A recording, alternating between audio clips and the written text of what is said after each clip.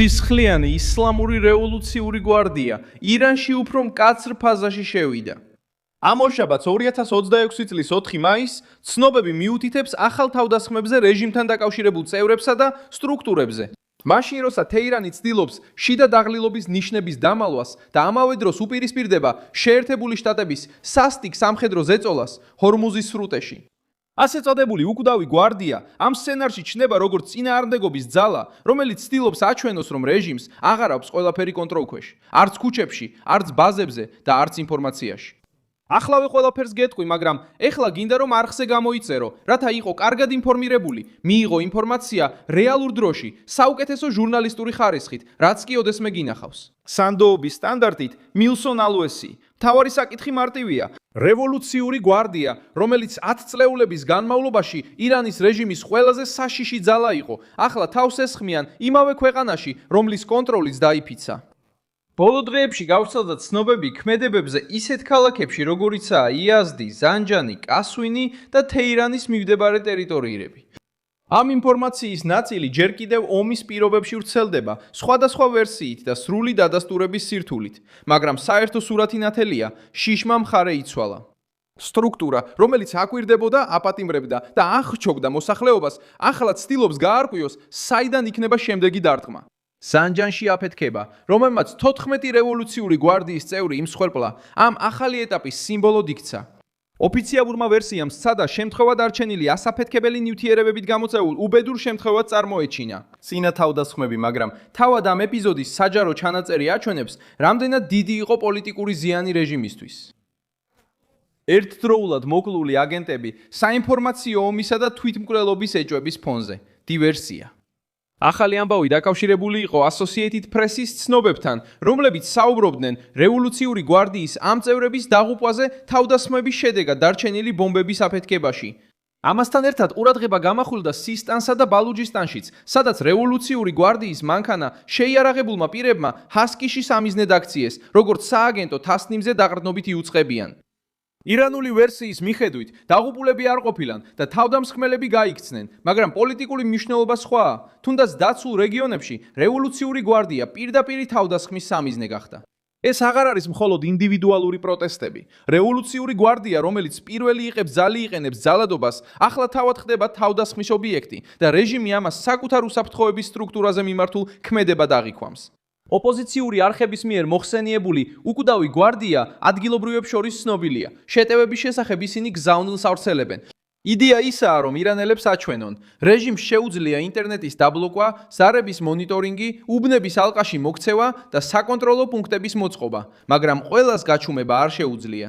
სიმბოლოების დაცვის აქტი ახალ ამბებში გამოჩნდა Associated Press-ში, დარჩენილი ბომბების პარალელურად. მაინტერესებდა, მუშაობს თუ არა ეს კომუნიკაციის ფორმატ ისეთ ქვეყანაში, სადაც ბევრ ადამიანს თავისუფლად საუბარი არ შეუძლია. როდესაც სახელმწიფო აკონტროლებს ქსელს, ქუჩა ხდება გაფრთხილების ადგილად. ეს სცენარი კარი კიდევ უფრო ძვიერდება, რადგან ირანში რეპრესიები ომის დროს არ შემცირებულა პირიქით.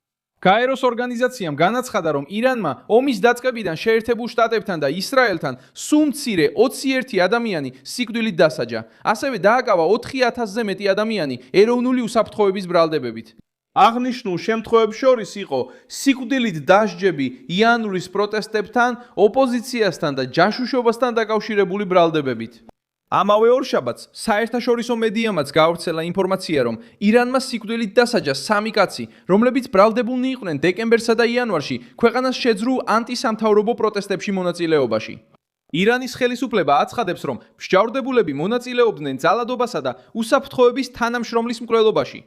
თუმცა ადამიანის უფლებათა ჯგუფები კვლავაც ამხელენ სუსტი სასამართლო პროცესებს, იძულებით აღიარებებს და სიკვდილით დასჯის გამოყენებას შიშის იარაღად.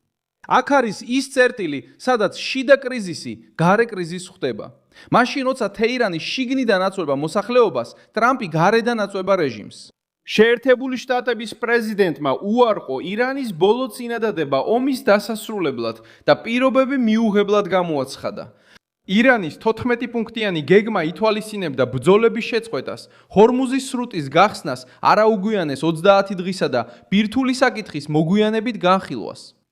ვაშინგტონმა ეს ლოგიკა არ მიიღო, რადგან დავის ცენტრი სწორედ ირანის ბირთვული პროგრამაა. ტრამპის უარს პირდაპირი გავლენა აქვს. რეჟიმისთვის უფრო მოსახერხებელი იქნებოდა ომის განხილვა ახლა და ბირთვული საკითხის გადადება. შეერთებული შტატებისთვის ეს თეირანს მისცემდა საშუალებას მოეგო დრო, გადაენაწილებინა ძალები და ყველაზე სენსიტიური საკითხი მაგიდიდან გაეყვანა. ამიტომ თეთრი სახლი აგრძელებს ზეწოლას. გზავნილი პირდაპირია. ჰორმუზის გახსნა საკმარისი არ არის, თუ პრობლემის გული უცვლელი დარჩება. ზღვაში სიტუაცია ასევე გამწვავდა. შეერთებულმა შტატებმა განაცხადეს, რომ მზად არიან კომერციული გემები გაუძვნեն ჰორმუზის სრუტეში, გლობალურ ეკონომიკაზე ზემოქმედების მქონე ბლოკადის გარღვევის ახალი მცდელობის ფარგლებში. საერთო საზღვაო ინფორმაციის ცენტრმა გემთმფლობელებს და მოქმედ პირებს ურჩია ომანის მხარეს გაძლიერებული უსაფრთხოების ზონაში გადაკვეთონ. ოპერაციაში შეიძლება ჩაერთოს ესკადრონული ნარმოსნები, 100-ზე მეტი თვითმფრინავი და 15,000 სამხედრო ირანმა ღია მუქარით უპასუხა. როიტერის ინფორმაციით, ირანის სახელმწიფო ტელევიზიამ განაცხადა, რომ ირანის საზღვაო ძალებმა სიონისტური ამერიკული გემების ჰორმუზის სრუტეში შესვლა აღკვეთეს. ამასობაში სააგენტო ფარსი იუწყება, რომ 2 რაკეტა მოხვდა ამერიკის შეერთებული შტატების ხომალდს ჯასკის მახლობლად. როიტერმა აღნიშნა, რომ ვერ შეძლო ამ ცნობების დამოუკიდებლად გადამოწმება და იმ მომენტში ვაშინგტონის მხრიდან დაუკოვნებელი პასუხი არ ყოფილა. მიუხედავად ამისა, ირანის სამხედრო გაფრთხილება ნათელი იყო. უცხოური ძალები, რომლებიც შეეცდებიან სრუტეში შესვლას, შეიძლება დაესხან თავს. ეს საზღვაო ზეწოლა გადამწყვეტია, რადგან ჰორმუზი მხოლოდ მარშრუტი კი არ არის, არამედ მსოფლიო ენერგეტიკის არტერია. რეჟიმის ეკონომიკა ორივე მხრიდან იჭედება, ზღვაზე მანევრის შესაძლებლობას კარგავს და გავს და ქუჩებში სიმშვიდეს კარგავს. Associated Press-მა ასევე გაავრცელა ინფორმაცია, რომ ამერიკის შეერთებული შტატების ბლოკადამ ირანის პორტებზე ცენტრალური სარდლობის მიხედვით 59 სავაჭრო გემი უკან დააბრუნა. მიზანი არის თეირანის იძულება, რომ მოლაპარაკების მაგიდას უფრო სუსტი პოზიციით დაუბრუნდეს. თეირანში რევოლუციურმა გვარდიამ ომის დაწყების შემდეგ კიდევ უფრო მეტი ძალაუფლება მოიპოვა. როიტერსმა გაავრცელა ინფორმაცია, რომ დაპირისპირების პირველ დღეს ალი ხამენეის გარდაცვალების შემდეგ და მოსტაბა ხამენეის ამაღლების შემდეგ რეალური ძალაუფლება უფრო მეტად კონცენტრირდა რევოლუციური გვარდიის მეთაურებსა და უსაფრთხოების სტრუქტურებში. ახალი ლიდერი უფრო ლეგიტიმაციის ფიგურად ჩანს, ვიდრე აბსოლუტური მმართველის. ეს ხსნის, რატომ გაიზარდა რეპრესიები. როდესაც სამხედრო ელიტა ძალაუფლების ცენტრში მოდის, ის ნებისმიერ კრიტიკას ომის მუქარად აღიქვამს. მომიტინგე მტრად იქცევა, ჟურნალისტი უცხო ქვეყნის აგენტად. ინტერნეტი ეჭვმიტანილად იქცევა, ოჯახი, რომელიც დაკავებულის ამბავს კითხულობს, სამიზნედ იქცევა. რეჟიმი ცდილობს კონტროლის ილუზიის შენარჩუნებას, მაგრამ ყოველი ახალი სიკვდილით დასჯა და ყოველი ახალი დაპატიმრება საპირისპიროს ამტკიცებს.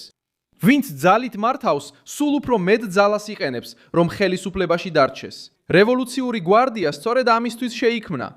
რუჰოლა ხამენეის მიერ 1979 წლის აპრილში შექმნილი, ის შეიქმნა იმისთვის, რომ ორგანიზებულიყო ირანის რევოლუციისადმი ერთგული პარამილიტარული ძალები და რეგულარული არმიის საპირწონე დემოქმედა.